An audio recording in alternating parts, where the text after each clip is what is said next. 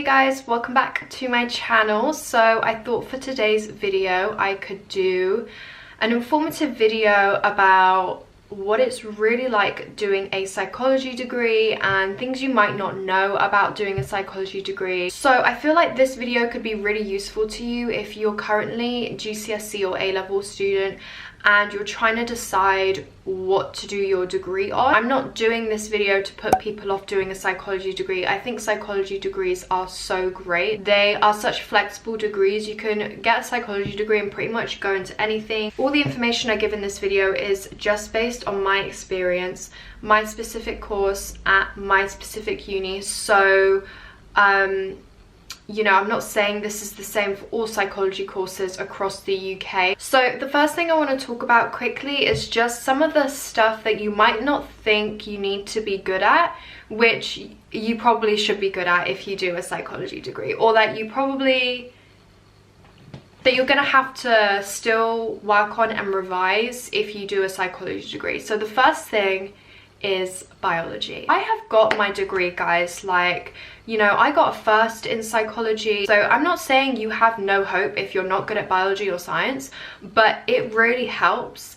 And it's just something I wish I was more prepared for, like doing a psychology degree. I wish I kind of knew to kind of brush up on my biology. Although some unis have a preference for if you do biology at A-level, it's not essential. Like, you don't need to do biology A-level to do a psychology degree, but in most psychology degrees you have a biological psychology module, and it is difficult. I remember in first year I had to go to extra biological psychology tutoring sessions to help me with my understanding, because guys, I am just awful at biology and science, etc. Like, I found it so difficult. I definitely recommend seeking extra help with those modules if science is not your forte. The second thing is stats. So, oh my god, you can get around not doing stats, and I've heard of people doing non-BPS accredited psychology degrees specifically to avoid stats.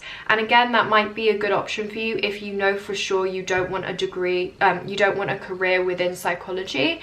But if you're unsure, I would recommend doing a BPS accredited degree, but that then means that you need to do stats. So in my particular uni in first year, we had 2 stats exams.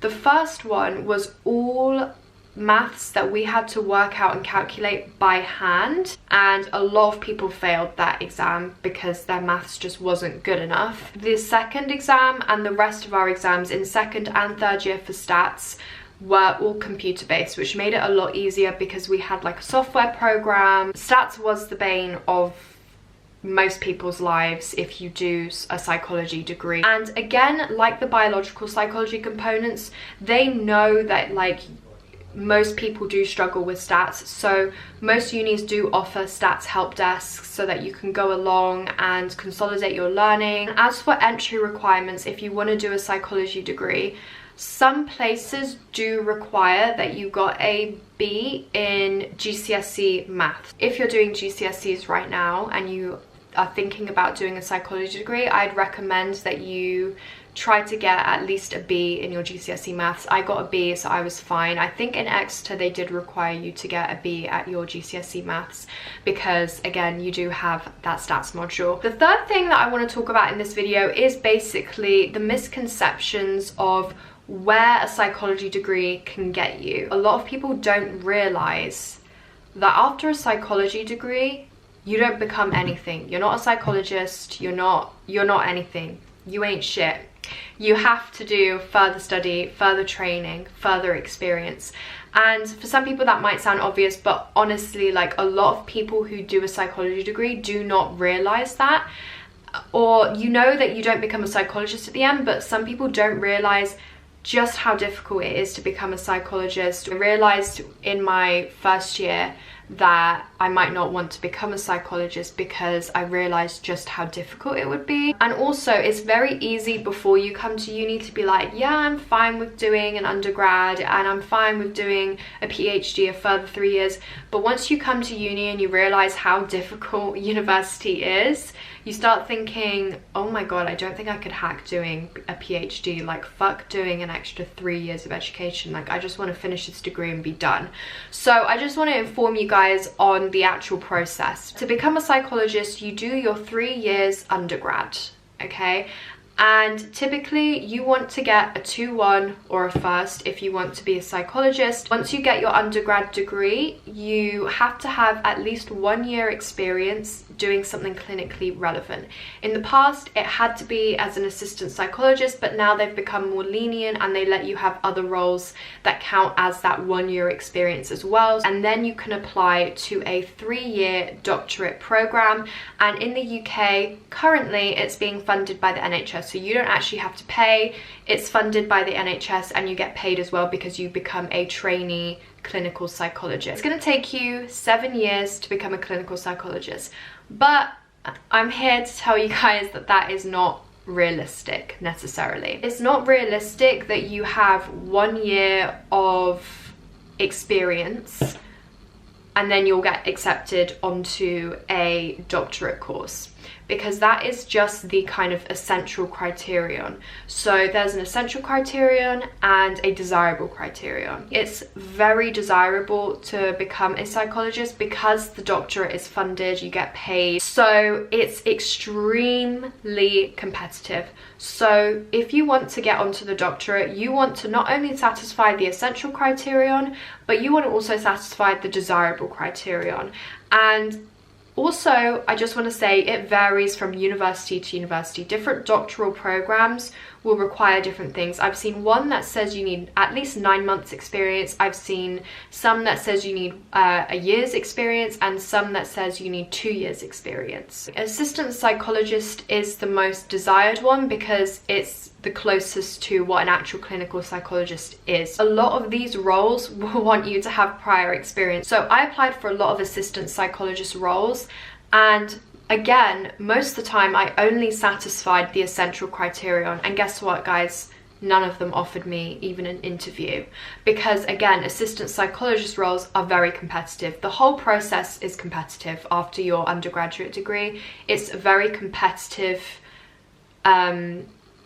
journey to get to your doctorate. They want you to have previous experience. So a lot of assistant psychologist posts will want you to have already had experience as an assistant psychologist. Some of them want you to have previous experience as like a healthcare assistant or a mental health support worker. Others will want you to have a master's as well. Basically, what I'm saying is what's realistic when you come out of your degree is that you probably won't land an assistant psychologist post straight away. So what's realistic is that you come out of your degree and you work as something else. So for a mental health charity, as a mental health support worker, as a healthcare assistant, and then you get onto an assistant psychologist post, and then you can apply for your doctorate. However, in the desirable criterion of your doctorate is that you've done a master's. Okay, and because it's so competitive, ideally you want to have done everything in the essential and the desirable criterion. So you will want to do a master's probably. So the minimum is that it will take you 7 years to be a clinical psychologist. But add on a master's in between that, that's 8. Add on maybe another 1 year of experience. That's now gone up to it taking you from 7 to 9 years to become a clinical psychologist. But added on to that is that, as I said, it's extremely competitive, and I mean, let me just pull up the actual statistics because I don't want to get this wrong, but I've been to talks during my undergraduate degree about getting into clinical psychology, and off the top of my head, I remember them saying that on average, it will take you 3 attempts to get accepted onto a doctorate because they'll shortlist you for an interview, but then you might not get through the interview stage. Says that the acceptance rates to get onto a clinical psychology doctorate is 12%. So that's gone from 9 to 12 years to become a clinical psychologist. you have to decide if it's worth it or not. The thing is, for potentially taking you 12 years to reach that destination of becoming a clinical psychologist, you would think that there's a lot of money within it. There's not. Truthfully, there's not that much money within becoming a psychologist unless you go down the private route. Most people start off within the NHS, and within the NHS, psychologists really don't make a lot of money until you get into the senior positions. Let's not forget, you're not going to be making much money in these 12 years. Potentially 12 years for you to get there. You don't make much as a mental health support worker, you don't make much as an assistant psychologist, you don't make much as a trainee clinical psychologist. You're spending money on your undergraduate degree, you've got loans to pay off, your masters, you're spending money on a masters. So really it's up to you to decide, do you want it enough? Do you care enough? Do you have enough of a passion for mental health? Do you have enough of a academic interest in clinical psychology to put yourself through A, the time, B, the money? It's really about delayed gratification. I think I learned that in A-level sociology, where you know, expect the rewards to come later. You know, you'll start making more money once you get into more senior positions. So you have to decide if it's worth it for you to not see that money for a while. That is the reality of a psychology degree and where it gets you, and how difficult it is in reality to become a clinical psychologist. And if you're thinking right now, like, Selina, but how do I decide it's not worth it? How did you decide that it was worth pursuing that career? Well, for me, I really went into the alternatives. Like, you have to explore your alternative options. So I thought, okay, if I wasn't gonna go down the clinical psychology route, then what am I gonna do? So I looked into other stuff. I looked into doing HR. A lot of psychology graduates go into HR. I just thought, I think it would bore me, you know? I was just like, no. And then I looked into PR and marketing, and again I just decided it just doesn't interest me enough. Like, I just think I will get bored, and I think the only way I won't be bored and the only way that I will be fulfilled is if I'm working in actually helping people. I did consider becoming a social worker because, again, that's rewarding, that's fulfilling. You're changing people's lives, you're helping people who are in difficult situations, you're helping vulnerable people. But from an academic perspective, like, my interests lie within clinical psychology and mental health. So, and you can actually become a mental health social worker.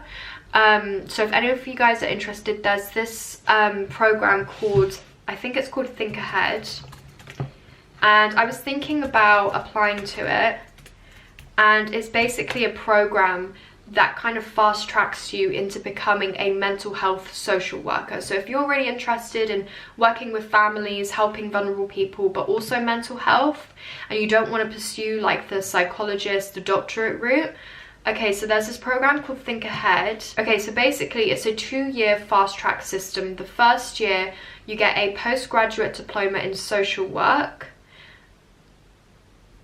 and then at the end of year 2 you get a master's degree in social work. And I guess it's all oriented towards becoming a mental health social worker. And you also get paid. There are no program fees. The qualifications are fully funded, plus you get paid because you're training to become a social worker, a mental health social worker. So yeah, I also explored that avenue as well. I was like, it just doesn't compare. Like, my heart is set. So that's why I've decided to commit to this journey. I really hope you guys found this video useful and you enjoyed it. If you did, make sure to smash the thumbs up down below, subscribe down below if you haven't already, and I will see you guys in my next video. Bye.